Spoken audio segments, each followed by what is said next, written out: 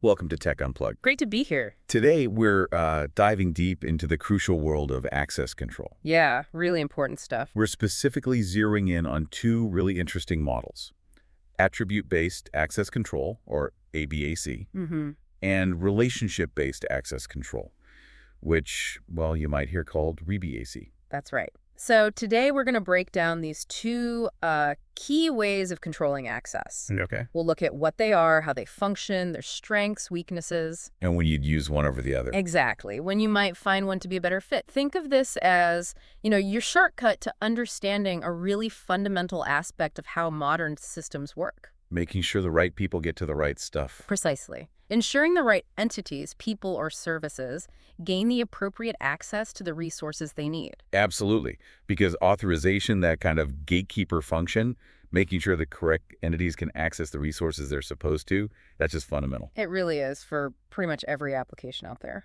And today, we're putting ABAC and ReBAC under the microscope. They're two, well, prevalent ways to tackle this pretty complex challenge. Let's start with attribute-based access control, ABAC.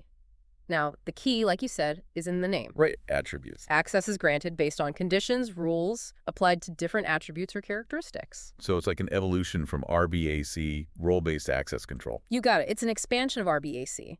ABAC takes those basic roles and then layers in a much wider range of attributes. For more granular control. Exactly, more granular control. Right. So instead of just saying managers access this, ABAC gets much more specific. We saw a good example. Oh, yeah. Employees within the European Union can edit documents that are GDPR protected. Ah, okay. See, that's perfect. Look how many attributes are in play there. Location, title, document characteristic. Yeah, user location, their title, and even something about the document itself, its GDPR status. That really clarifies the power, doesn't it? Yeah. Combining attributes. It totally does. It's like moving from a simple yes-no gate to one with, like, multiple checkpoints based on these specific conditions. Exactly. And, if we were to sketch out a simplified example, imagine you have user attributes, maybe like user.location, EU type employee. Okay. And then document attributes, say document.classification, GDPR protected. Right. An ABAC policy could then be stated more like code. If user.location equals EU and user.title equals employee and document.classification equals GDPR protected, then allow edit.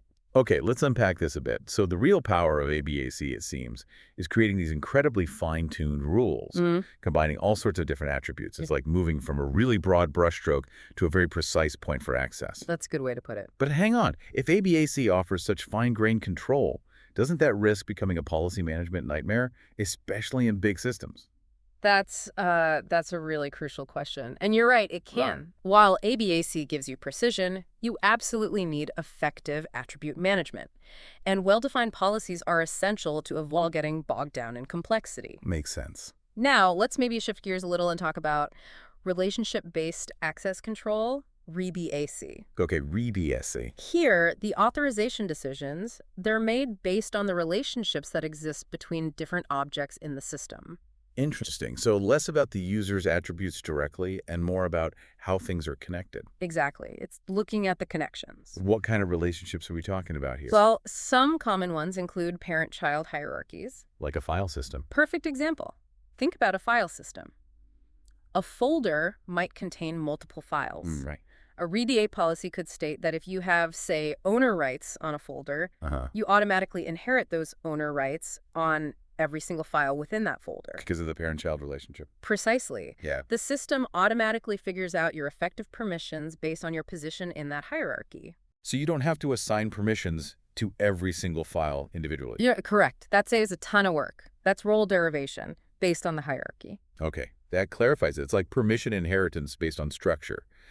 Are there other kinds of relationships ReBA uses? Absolutely. Another key type is based on organizations or, groupings of users. Like teams? Exactly, like teams. For example, you might have an R&D team. Okay. A ReBAC policy could say that any user who is a member of the R&D team automatically gets editor permissions on any file, where the R&D team itself is designated as the parent of that file. Ah, so grouping users simplifies things. Define the relationship once for the team, not for every person. Yeah, you got it. Simplifies permission management quite a bit. Got it. So if we were thinking about an example for ReBAC, how would those relationships actually be, defined so a system can use them? Well, in a ReBAC implementation, you might define essentially a graph. Agree. Yeah, mapping subjects, users, services to the objects they have a relationship with, and specifying the type of relationship. Okay. Then, rules can be written to check if a required resource is reachable in that graph based on the user's relationships. So, like, can this user view this document? Right. The system would check if there's a path in the relationship graph connecting the user to the document with a viewer relationship, for instance. Okay, so it sounds like ReBAC is really good for those hierarchical structures you mentioned earlier. It really leverages those inherent connections, yeah. But what about flatter organizations? Does ReBAC still offer big advantages there? Yeah, I think it can. Even in flatter structures, ReBAC can simplify management by defining permissions based on team memberships or maybe project affiliations. Instead of assigning everything individually. Exactly. Much cleaner than just individual assignments sometimes. Okay. So now that we've got a handle on both ABAC and ReBAC individually, let's maybe dig into the key differences. Yeah, let's compare them. Where does each one shine? Okay, head to head, what about granularity? How fine-tuned can you get? Right. ABAC definitely offers extremely high granularity, no question. Because of all the attributes. Yeah, because you're basing access on potentially tons of attributes, user, resource, even the environment, like time of day or location. You can create super precise rules. And that difference matters, right? Yeah. Like in a hospital system. Oh, absolutely. ABAC might allow super precise access, say, to specific patient data points based on a doctor's specialty and maybe the patient's consent status. Oh. Whereas ReBAC might more efficiently manage access to, say, an entire department's records based on team membership. Much broader strokes, but easier to manage for that case. So ReBAC, it's more granular than basic RBAC. Definitely. But maybe not quite as potentially fine-grained as ABAC in every single scenario. That's a fair assessment, yeah. Okay. What about actually defining the policies? Is one easier to manage day to day? This is interesting. ReBAC can be quite efficient when you're defining permissions en masse. Because of the groups and teams. Exactly. Using teams, groups, hierarchies, you set permissions for a whole set of users at once, rather than assigning them individually to every single resource. That could really simplify management, especially in big organizations. It can be a huge win. Some ABAC setups might need more individual policy assignments per resource or user type. Imagine like a big e-commerce site. Yeah, good example. ABA could manage access to sensitive customer data using attributes like payment method or purchase history, Very specific. while ReBAC could handle permissions for managing product listings based on maybe team hierarchies and product categories. Different tools for different jobs. So ReBAC can be more about setting those broader strokes based on who belongs where or how things are organized. That's a good way to think about it, exactly. But what about complexity? Is one harder to actually build and implement? Well, implementing ReBAC, especially a really comprehensive system tracking lots of different relationships, that can get highly complex under the hood. Let's say, basic Homer ABAC might be medium complexity, but, a sophisticated enterprise-wide ABA system can also become pretty intricate. Neither is necessarily easy at scale. Fair enough. And those hierarchies we talked about, ReBAC seem to have an edge there. It really does. ReBAC excels in managing access within hierarchies. That ability to derive roles based on the relationships, it's very efficient. Permissions just cascade down automatically. Right. Someone gets a role higher up, and those permissions can automatically flow down.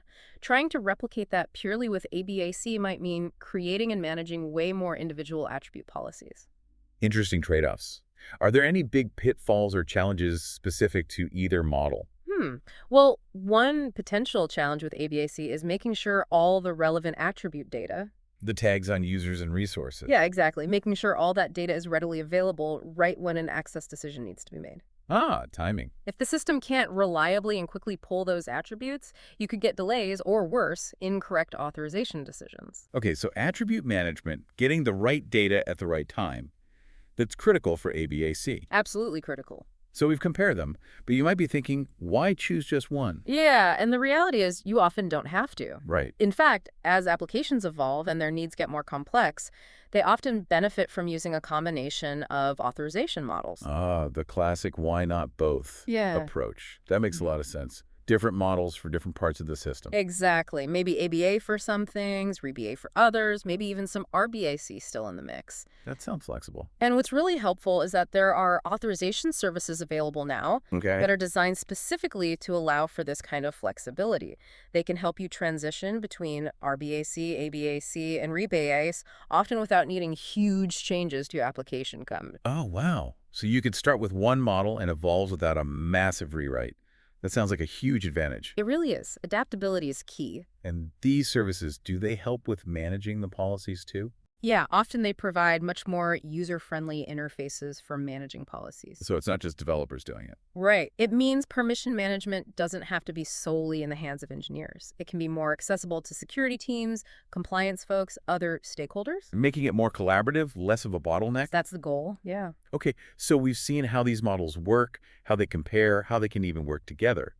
Now, let's look at a really cutting-edge area where one model is proving super valuable. Retrieval augmented generation. RAG systems. Yes, RAG. Very hot topic. RAG, that's where you're using external data to make large language models smarter, give them more context. Spot on. You're augmenting the model's knowledge with specific, often private, data. So how does ReBAC fit into that? Well, ReBAC is actually proving exceptionally well-suited for ensuring fine-grained authorization within RAG systems. How so? Think about it.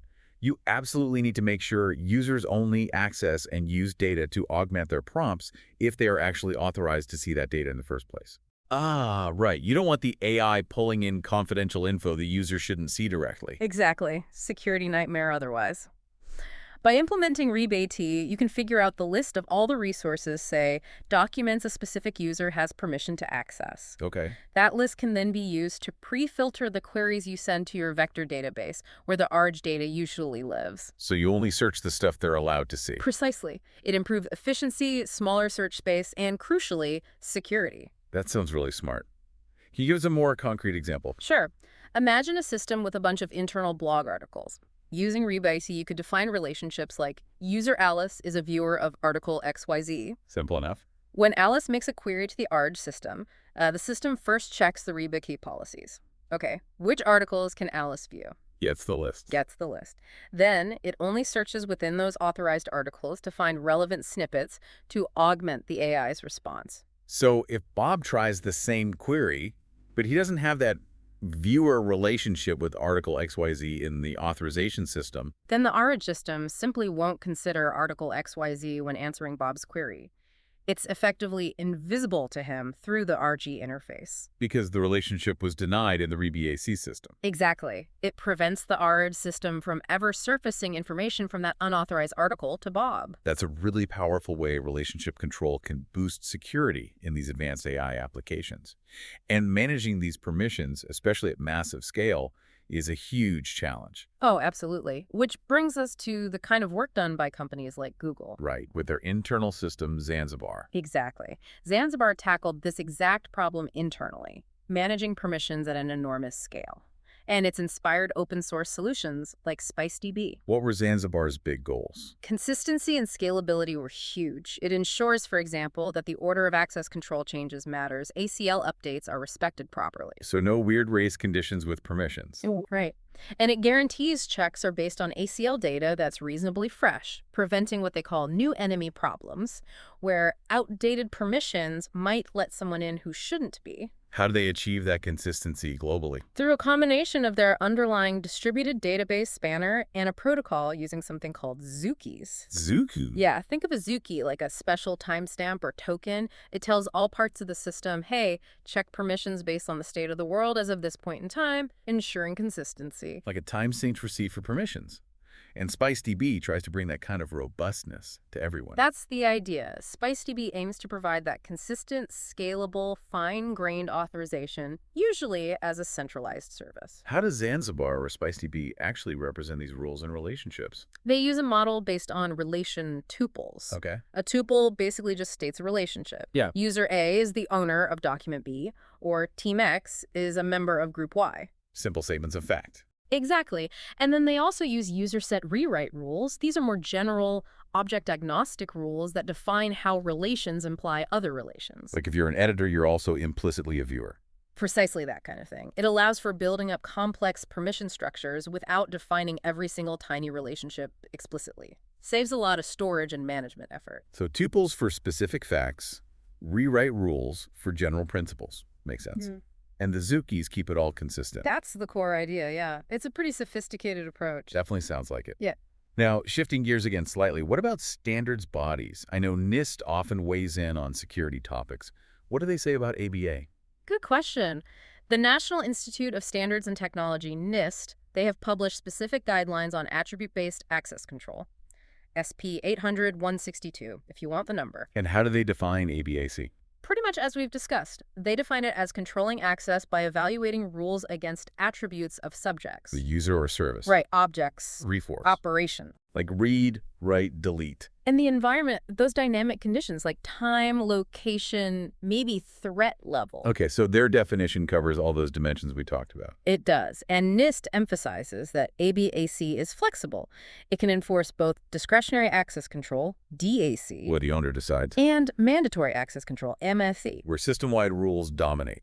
Exactly. So ABAC isn't just one fixed policy type. It's a model you can use to implement different control philosophies. That's a really key point. What else does NIST highlight? Well, they break down the key concepts: subject attributes, object attributes, or resource attributes, environment conditions, and of course, the policies, the rules themselves. The logic connecting attributes to decisions. Right. And they outline the typical architecture components. Like the PDP and PP. Exactly. The policy decision point, the PDP, that's the brain. It evaluates attributes against policies and makes the yes-no decision. Okay. And the policy enforcement point, the PEP, that's the muscle, or the gatekeeper. It actually enforces the PDP's decision, granting or denying access. PDP decides. PPE forces. Got it. NIST also stresses that implementing ABAC well isn't trivial. It requires real thought throughout the system lifecycle. Thinking about business needs, operational requirement. Attribute management, policy definition, all of it needs careful planning.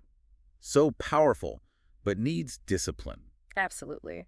But NIST concludes the benefit is that precise control and better, more secure information sharing, especially across different organizations. Which is huge today. Okay, so that's NIST on ABAC. What about ReBAC? Has there been similar formal research or modeling done there? Yes, definitely. Researchers have looked at ReBAC specifically as its own distinct access control paradigm. Seeing it as separate from just, say, RBAC with some extra features. Right. They recognize its particular relevance in applications where relationships are just a natural way to think about authorization. They specifically called out healthcare. Yeah, healthcare makes immediate sense. Patient-doctor, nurse-patient, specialist consult. Those relationships are fundamental. Exactly. The research really emphasizes that ReBAC focuses on explicitly tracking those relationships, often interpersonal, and writing access policies directly in terms of them. Not just attributes, but the connections themselves. Correct. And they also highlight something important: the contextual nature of relationships. Meaning a specific relationship, like Dr. 4, might grant different levels of access depending on the context. Like your primary care physician versus a specialist you see once for a specific issue. Exactly. The primary might have broader access than the one-time consultant, even though both have a doctor relationship. The context modifies the permissions. That makes perfect sense. Trust and access needs vary. The research even proposed a specific policy language for writing these complex ReBAC policies. Okay. And importantly, it supported the idea of delegation of trust. So I can grant rights to someone else based on our relationship. Or maybe trust flows transitively. Precisely. It allows for those chains of trust through relationships. You might trust your doctor, who then might delegate temporary viewing rights to a nurse on their team based on their working relationship. Wow, okay. That adds another layer of sophistication. Yeah, their work really showed how useful ReBAC can be for managing access based on professional relationships and handling that kind of delegation effectively. It sounds like this research really solidified ReBAC as a powerful, distinct approach, especially where relationships are key. I think that's right. And, we mentioned the policy enforcement point, the PP, mainly with ABAC. Right, the enforcer. Given how crucial it is, maybe it's worth just quickly revisiting its role. Good idea. We know the PDP decides. What exactly does the PP do again? So the PP is the component that sits right in the path of any access request. The gatekeeper. Exactly. Its job is to enforce whatever decision the PDP makes. So a user tries to access something. The PPP intercepts it. intercepts it. It might gather necessary attributes or context. Then it sends a query off to the PDP. Hey, can this user do this thing to this resource right now? PDP checks the rules, sends back a yes or no. Right. Based on that response, allow or deny the PTP, then either lets the user proceed with their action or it blocks the attempt. So it's the thing actually stopping bad requests or letting good ones through based on the PDP's logic. That's exactly it. It's the crucial point where policy actually becomes enforcement in the ABAC architecture. Okay, great clarification. So let's try and wrap this up and unpack what this all means. Yeah, we've covered a lot of ground. We've journeyed through the core ideas of ABAC and ReBAC, looked at their unique strengths. Yeah, how they tackled that fundamental need for secure but also flexible access control. And here's why I think it gets really interesting for people listening. Yeah. Whether you're thinking about ensuring the right level of data access Yeah. in some complex AI application like RAG, or maybe you're just managing complex permissions in a growing organization. Understanding these models, ADD and ReBB, it gives you a really powerful lens. A framework for thinking about how to build secure and scalable systems. Absolutely. So what does this all mean for you listening?